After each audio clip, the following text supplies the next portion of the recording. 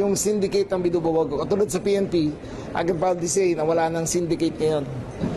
Natapos na yan.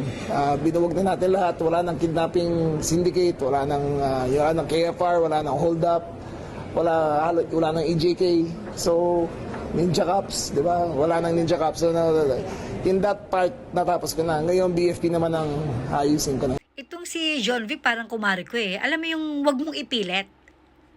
Huwag mo ipilit na wala ng sindikato, wala ng EJK, kumbaga safe na ang Pilipinas, diba? Huwag mo ipilit yung imahe na gusto mong palabasin sa tao. Dahil kung totoo yan, tao na mismo ang magsasabi. Bakit tulad ng panahon ng PRD? Taong bayan mismo ang nagsasabi na very safe sila nung panahon na yun. Okay nga lang sa kanilang lumabas sagbi, hindi na sila natatakot. Diba? Hayaan mong taong bayan na magsabi yan, hindi ikaw. Diba? Palagi lang iba sinasabi nyo.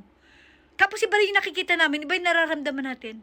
Parang si Bangag, iba yung sinasabi sa ginagawa. Iba yung sinasabi, iba rin ang nangyayari.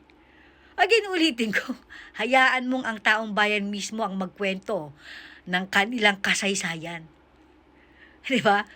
Wala ng EJK, wala ng hold up, wala ng kidnapping, talaga. Manood ka ng balita. Hindi ka lumalabas ng bahay eh. Hindi mo yata alam kung ano talagang nangyayari sa grounds. Again, ulitin ko, hayaan mong ang tao ang magsabi kung safe sila o hindi. Hindi ikaw, John Vic, hindi ikaw.